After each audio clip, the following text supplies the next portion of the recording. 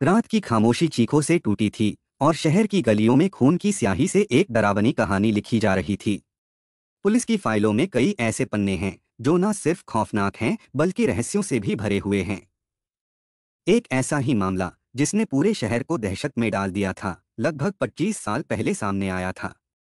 ये कोई आम वारदात नहीं थी, बल्कि एक के बाद एक 4 हत्याओं की सिलसिलेवार कहानी थी जिसने पुलिस से लेकर आम लोगों तक सबको हिलाकर रख दिया था।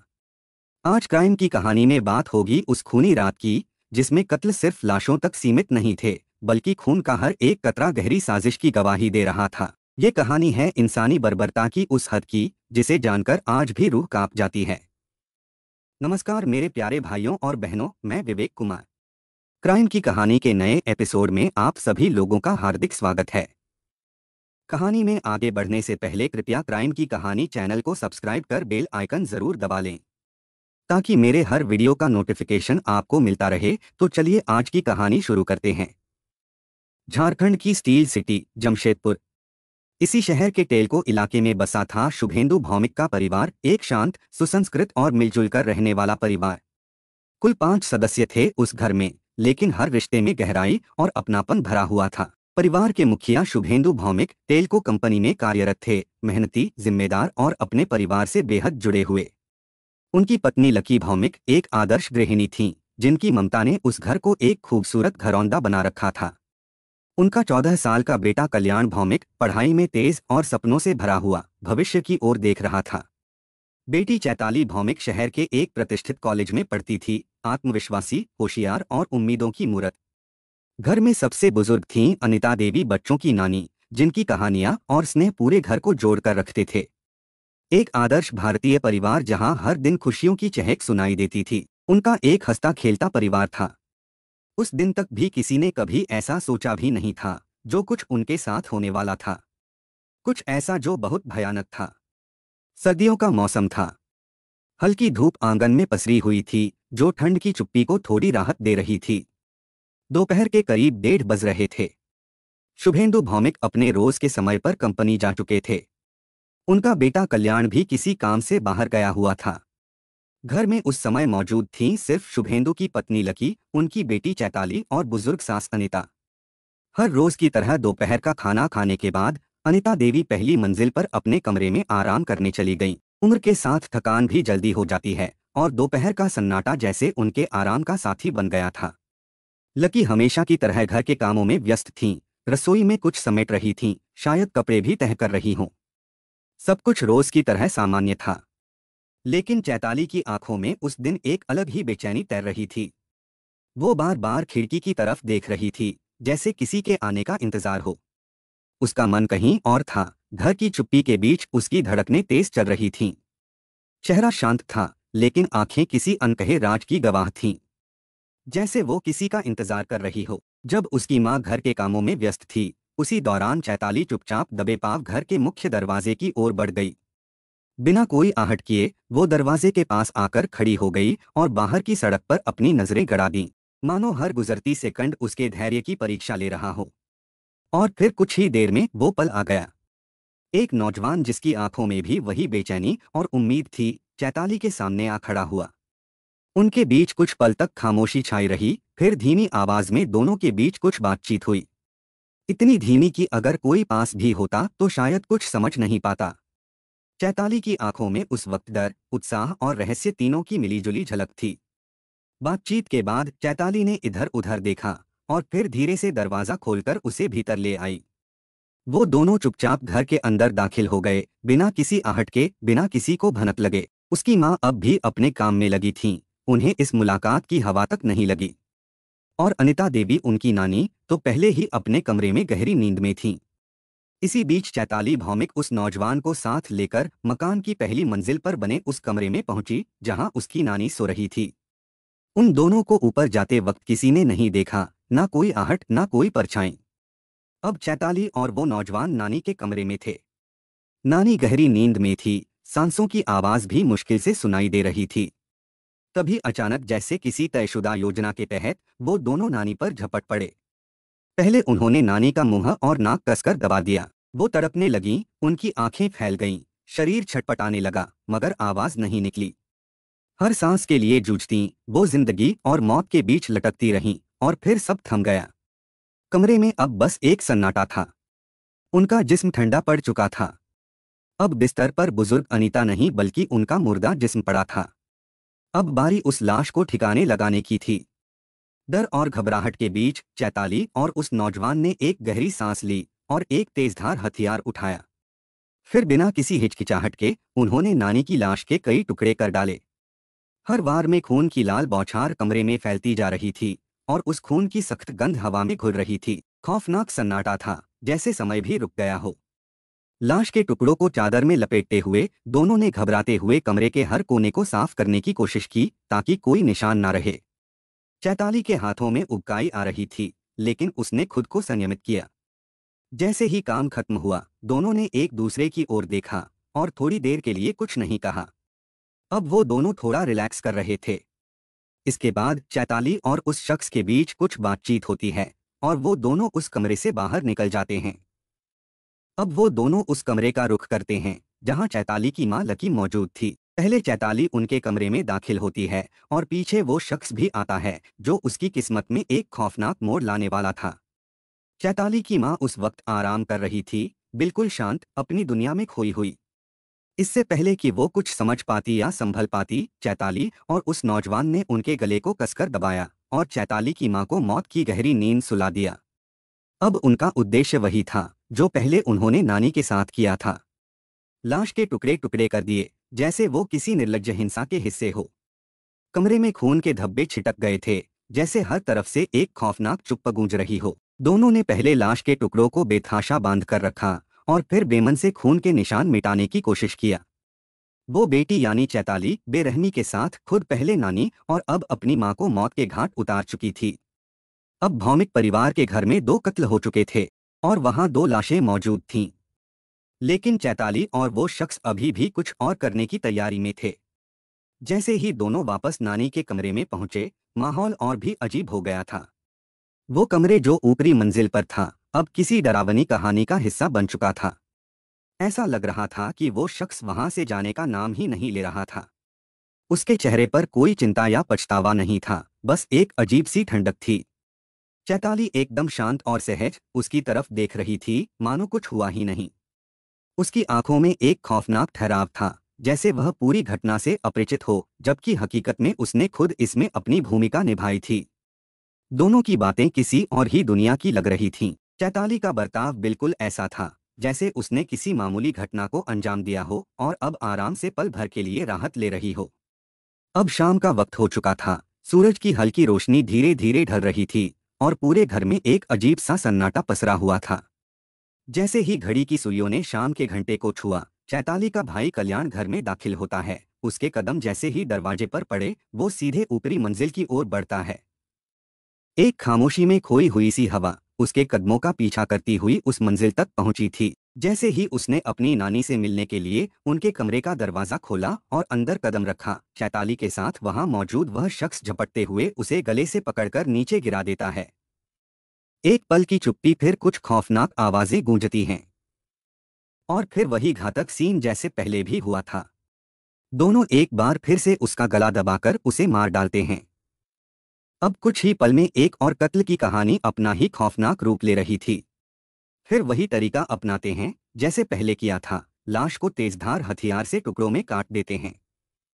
खून साफ करने के बाद कल्याण की लाश के टुकड़ों को कपड़ों में बांधकर छिपा दिया जाता है। घड़ी की सुई जैसे जैसे आगे बढ़ रही थी, वैसे वैसे भौमिक परिवार के उस घर में खौफ और मौत की सर्द हवाएं एक के बाद एक 3 कत्लों का ऐलान कर चुकी थीं। अब तक उस घर में 3 लोगों की लाशें गिर चुकी थीं। पहला कल्याण, फिर उसकी नानी और फिर वह औरत जो शिकार बनी उसकी मालकी थी। 2 मंजिलों पर 3 लाशें बिछी थीं, खून के धब्बे हर तरफ फैले हुए थे। लेकिन उस सन्नाटे के बीच एक और कत्ल की प्रतीक्षा थी। चैताली और वह दूसरा कातिल दोनों जानते थे कि यह खत्म नहीं होने वाला। अभी और खून बहना बाकी था। घर के मुखिया शुभेंदु भौमिक, जिस पर परिवार और उसकी दुनिया की सारी जिम्मेदारियां थीं, अब उनका नंबर था। दिन ढल चुका था और आकाश में सूरज की रोशनी मध्यम होने लगी थी। रात के कदम धीरे धीरे करीब आ रहे थे और उसी वक्त शुभेंदु भौमिक अपनी कंपनी के सारे काम निपटाकर घर की ओर लौट आए। जैसे ही वह अपने घर के पास पहुंचे, दरवाजा बंद तो था, लेकिन लॉक नहीं किया गया था। उनके कदमों की आहट ने चैताली को बता दिया कि उसके पिता घर वापस लौट आए हैं। वो और उसके साथ मौजूद वह शख्स दोनों ही इस पल का बेसब्री से इंतजार कर रहे थे। शुभेंदु जैसे ही ऊपर की मंजिल की ओर बढ़े, चैताली अचानक उनके पास आ गई। लेकिन इससे पहले कि वह कुछ समझ पाते, अचानक पीछे से एक शख्स ने आकर उन्हें पकड़ लिया और बिस्तर पर गिरा दिया। चैताली भी उस शख्स के साथ पूरी ताकत से जुड़ गई थी। उस पर तो जैसे अंधा खून सवार हो गया था। दोनों ने मिलकर जैसे पहले भी किया था, शुभेंदु का गला दबाकर उनकी जान ले लिया। फिर उस लाश के साथ उन्होंने वह खौफनाक कदम उठाया, जो किसी के भी ख्वाबों से बाहर हो, तेजधार हथियार से उसके शरीर के टुकड़े टुकड़े कर दिए। अब भौमिक परिवार के 5 सदस्यों में से 4 का कत्ल हो चुका था। घर में जैसे मौत का सन्नाटा गूंज रहा था और हर कोने में एक खौफनाक सन्नाटा पसरा हुआ था। अब बारी उन चारों लाशों के टुकड़ों को ठिकाने लगाने की थी, ताकि कोई भी सुराग ना मिले और ये खौफनाक राज हमेशा के लिए छुपा रहे। चैताली और उसके साथी ने आपस में मिलकर एक खतरनाक और नापाक प्लान तैयार किया। उन्होंने तय किया कि लाशों के टुकड़ों को घर के पीछे बने सेप्टिक टैंक में डाल दिया जाएगा, ताकि कोई भी शक ना कर सके और जांच में कोई सबूत ना मिले। इसके बाद जैसे उन्होंने सोचा था, दोनों ने लाशों के टुकड़ों को एक एक करके सेप्टिक टैंक में डाला और फिर उसे ऊपर से मजबूती से ढक्कन से बंद कर दिया। लेकिन यह खत्म नहीं हुआ। अगले दिन चैताली का पार्टनर, वही शख्स जो उनके खौफनाक काम में साथी था, सीमेंट और रेत लेकर आया। उसने उस मिश्रण का घोल तैयार किया और पूरी सावधानी से सेप्टिक टैंक के ढक्कन समेत पूरे ऊपरी हिस्से को सीमेंट से सील कर दिया। कुल मिलाकर एक के बाद एक 4 कत्ल, खून से सने हाथ और सबूतों को मिटाने की जद्दोजहद में चैताली और उसके पार्टनर को करीब 30 घंटे का वक्त लगा। उन दोनों ने पूरे समय तक अपने काम को गुप्त रखा, जैसे कोई बुरा सपना साकार हो रहा हो। कत्ल, सफाई और लाश के टुकड़ों को सेप्टिक टैंक में ठिकाने लगाने के बाद वह नौजवान शख्स अपने रास्ते पर लौट गया, जैसे किसी और दुनिया में वापस चला गया हो। अब चैताली अकेली ही अपने माता पिता, भाई और नानी के कत्ल के बाद उसी घर में मौजूद थी। वह घर अब उस खौफनाक सन्नाटे से भरा हुआ था, जिसमें सिर्फ चैताली और उसके अपराध की गवाही देने वाले खून के धब्बे थे। 2 दिन बीत चुके थे, लेकिन इस सामूहिक हत्याकांड की भनक भी किसी को नहीं लगी। तीसरे दिन जब एक पड़ोसी ने घर वालों के बारे में चैताली से पूछा, तो उसने बड़ी सहजता से जवाब दिया, वे लोग एक शादी समारोह में शहर से बाहर गए हुए हैं। ऐसा सुनकर उस पड़ोसी ने कोई खास सवाल नहीं किया और शांति से वापस चला गया। इसी तरह से जब कुछ और लोग इस बारे में पूछताछ करने आए, चैताली ने वही कहानी दोहराई। हालांकि अब चैताली के भीतर एक अनजानी घबराहट बढ़ने लगी थी। हर दिन वह यह सोचकर परेशान हो रही थी कि कहीं उसकी झूठी कहानी किसी के गले ना उतरे, और उसे पकड़े जाने का डर भी सता रहा था। उसका मन लगातार इसी भय से ग्रसित था कि कोई ना कोई सुराग छूट ना जाए, जिससे पुलिस को शक हो और वे उसे घेर लें। इसी डर और घबराहट के बीच चैताली ने एक अचानक फैसला लिया। उसने बिना किसी को कुछ बताए अपने मकान पर ताला लगाया और कहीं चली गई। अब ना तो कोई जानता था कि वह कहाँ गई और ना ही किसी को उसके बारे में कोई जानकारी थी। घर पर ताला लगाने के बाद वक्त बीतता जा रहा था और सन्नाटा जैसे गहरी खामोशी में तब्दील हो गया था। किसी को भी भौमिक परिवार का कोई सदस्य नहीं दिख रहा था, मानो वो लोग हवा में गुम हो गए हों। रिश्तेदार, पड़ोसी और दूसरे लोग भी इस बात को लेकर हैरान थे कि आखिर ये पूरा परिवार कहाँ गायब हो गया। इस रहस्यमयी और खूनी वारदात को अब करीब 6 माह का वक्त बीत चुका था, लेकिन इस बीच किसी को इसके बारे में कोई ठोस जानकारी नहीं मिल पाई थी। टेल्को कंपनी के लोग भी शुभेंदु को तलाश रहे थे, क्योंकि वो 6 माह से काम पर नहीं पहुंचे थे। कंपनी के लोग जब भी टेल्को इलाके में उनके घर जाते, तो वहां हमेशा ताला ही लटका मिलता। उन्हें शुभेंदु के बारे में कोई जानकारी नहीं मिल पा रही थी। कई रिश्तेदार भी हैरान थे कि 6 महीने से लगातार उनके घर पर फोन कॉल की जा रही थीं, लेकिन कोई रिस्पॉन्स नहीं मिल रहा था। फोन करने वालों में चैताली के मामा भी शामिल थे, जो बेहद परेशान थे। उन्होंने खुद को नियंत्रण में रखते हुए अपनी बहन के घर जाने का फैसला किया। उसी योजना के तहत शुभेंदु की पत्नी के भाई अपनी बहन से मिलने उनके घर पहुंचे। वहां जाकर जब उन्होंने पड़ोसियों से जानकारी ली, तो उन्हें चौंकाने वाली जानकारी मिली। भौमिक परिवार के किसी रिश्तेदार की शादी कहीं नहीं हो रही थी। इस अजीबोगरीब स्थिति को समझते हुए उन्होंने सबसे पहले पुलिस को इस मामले की शिकायत दिया। शिकायत मिलने के बाद पुलिस हरकत में आ गई और पूरे मामले की गुत्थी सुलझाने के लिए तफ्तीश शुरू कर दिया। पुलिस भी इस रहस्यमयी घटना को लेकर हैरान थी। अचानक ये पूरा परिवार कहाँ गायब हो गया, कोई नहीं जानता था। सबसे पहले पुलिस भौमिक परिवार के घर पहुंची और घर पर लगा ताला तोड़ दिया। उस वक्त चैताली के मामा भी वहां मौजूद थे। पुलिस ने घर का बारीकी से निरीक्षण किया, लेकिन पहली नजर में घर में कोई खास सुराग नहीं मिला। हालांकि जब पुलिस की टीम घर के बैक साइड में पहुंची तो वहां कुछ अजीब सा देखा। एक जगह पर सीमेंट का प्लास्टर नजर आया जो ज्यादा पुराना नहीं था। न जाने क्यों चैताली के मामा को उस सेप्टिक टैंक पर किए गए प्लास्टर को देखकर कुछ शक होने लगा। यह बात पुलिस और चैताली के मामा को परेशान कर रही थी कि यह मकान करीब 6 महीने से बंद पड़ा था, फिर भी सेप्टिक टैंक पर किया गया सीमेंट ज्यादा पुराना नहीं था। इस अनोखी बात को जानकर पुलिस वालों को भी हैरानी हुई। शक की बिना पर पुलिस ने तुरंत सेप्टिक टैंक का ढक्कन तोड़ने का फैसला लिया।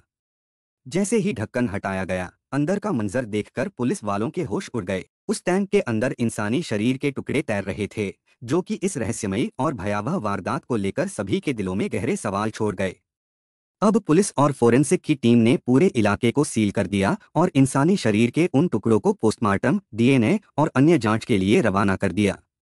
इस मामले की गहन छानबीन के दौरान पुलिस को एक चौंकाने वाली बात पता चली। परिवार के अचानक गायब हो जाने के बाद भी घर में केवल चैताली ही मौजूद थी। हालांकि कुछ समय बाद वो भी अचानक गायब हो गई। यह बात पुलिस के लिए संदिग्ध बन गई और अब उनकी पूरी नजर चैताली पर थी। सवाल उठने लगे थे कि क्या चैताली ने अपने परिवार को नुकसान पहुंचाया था या कहीं और कुछ और राज तो नहीं छिपा था। पुलिस की जांच अब उसी की ओर मुड़ चुकी थी और यह मामला धीरे धीरे और भी रहस्यमयी होते जा रहा था। इधर पुलिस का शक उस वक्त पूरी तरह पुख्ता हो गया जब सेप्टिक टैंक से मिले मानव अंगों के टुकड़ों की जांच रिपोर्ट सामने आई। रिपोर्ट के अनुसार सेप्टिक टैंक में पाए गए इंसानी शरीर के टुकड़े 4 अलग अलग लाशों के थे। सबसे चौंकाने वाली बात यह थी कि रिपोर्ट में यह साफ हुआ कि चैताली ने खुद अपने परिवार का खात्मा किया था। मरने वाले उसके माता पिता, छोटा भाई और नानी थे। इस खुलासे के बाद पुलिस ने फौरन चैताली की तलाश शुरू कर दी, लेकिन इस बार एक अजीब बात हुई। पुलिस उसका पता नहीं लगा सकी। वह जैसे हवा में गुम हो गई हो। चैताली का अचानक गायब हो जाना पुलिस के लिए एक और बड़ा रहस्य बन गया और अब सवाल उठने लगे थे कि क्या यह हत्या का मामला था या कुछ और। मगर चंद दिनों बाद कुछ ऐसा हुआ कि पुलिस भी हैरान रह गई।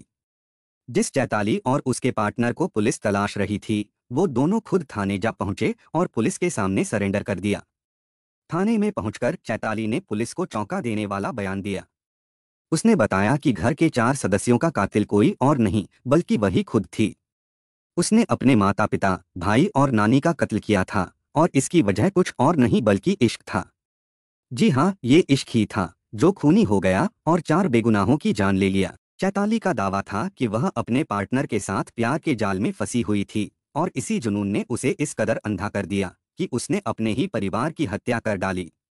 पुलिस के लिए यह एक बड़ी और चौंकाने वाली सच्चाई थी जो किसी ने भी कभी कल्पना नहीं की थी। दरअसल इस सामूहिक हत्याकांड के पीछे एक हैरान कर देने वाली कहानी छिपी थी, जिसमें चैताली का पार्टनर कोई और नहीं बल्कि शहर का उभरता हुआ क्रिकेटर रिजवान खान था। रिजवान जो अपने खेल में जितना माहिर था उतना ही दिलचस्प भी था।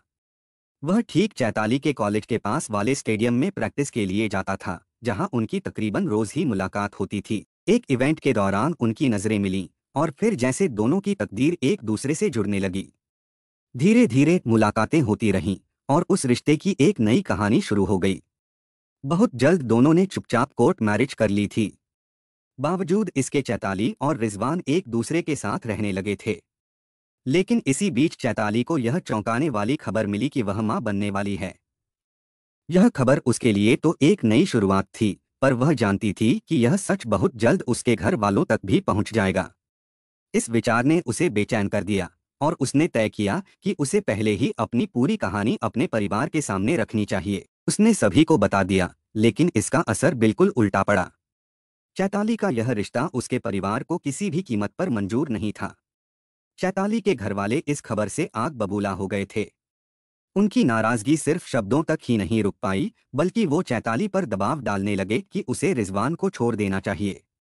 घर में रोज झगड़े होने लगे और चैताली के लिए स्थिति बेहद कठिन हो गई। वह खुद को जकड़ा हुआ महसूस कर रही थी और फिर एक दिन उसने यह खौफनाक योजना बनाई, अपने परिवार को रास्ते से हटाने की योजना। यह योजना उसने रिजवान के साथ मिलकर तैयार की और उसे अंजाम भी दे डाला। पुलिस की छानबीन में यह बात साफ हो गई कि इस सामूहिक कत्ल की साजिश को खुद चैताली ने रचा था। इसके बाद चैताली और रिजवान को पुलिस ने गिरफ्तार कर जेल भेज दिया। मामला जमशेदपुर सेशन कोर्ट में चला और 1.5 साल तक मुकदमा चलता रहा। अंततः कोर्ट ने दोनों को सजा-ए-मौत सुनाई, जिससे इस खौफनाक कांड का अंत लगभग तय हो गया था। लेकिन चैताली और रिजवान हार मानने वाले नहीं थे। सेशन कोर्ट के फैसले को चुनौती देते हुए उन्होंने झारखंड हाई कोर्ट का दरवाजा खटखटाया। हाई कोर्ट ने सेशन कोर्ट के फैसले को पलटते हुए सजा-ए-मौत को उम्र कैद में बदल दिया, जिससे दोनों के चेहरे पर थोड़ी राहत की झलक आई। हालांकि यह कहानी यहीं खत्म नहीं हुई। दोनों ने राहत पाने के लिए सुप्रीम कोर्ट में भी अपील दायर किया, मगर सुप्रीम कोर्ट ने हाई कोर्ट के फैसले को बरकरार रखते हुए दोनों को उम्र कैद की सजा दिया। अब चैताली और रिजवान को हजारीबाग जेल में रखा गया, जहां चैताली ने एक बेटे को जन्म दिया। 2 अक्टूबर 2018 यही वो दिन था जब झारखंड के डाल्टनगंज से रिजवान खान और दुमका जेल से चैताली की रिहाई हो गई थी। दोनों के बीच कुछ अनकहे रिश्ते थे और उनका बेटा अब काफी बड़ा हो चुका था। यह घटना 25 साल पुरानी थी, लेकिन इस खौफनाक हत्याकांड के बाद भी लोग उस वारदात को भूल नहीं पाए थे। समय बीत चुका था, लेकिन वह खौफ अब भी दिलों में गहरे दाग की तरह था, जो कभी भी उभर सकता था। वारदात की जड़ें आज भी लोगों के ज़हन में थीं और उसका असर अब भी ताज़े जख्म की तरह महसूस हो रहा था। कहानी को लास्ट तक सुनने के लिए आपका धन्यवाद। इस कहानी के बारे में अपनी राय कमेंट करके ज़रूर बताइएगा और ऐसी ही अपराध की सच्ची कहानियों के लिए हमारे चैनल क्राइम की कहानी को सब्सक्राइब कर लीजिए। कहानी को लाइक और शेयर ज़रूर करें। धन्यवाद।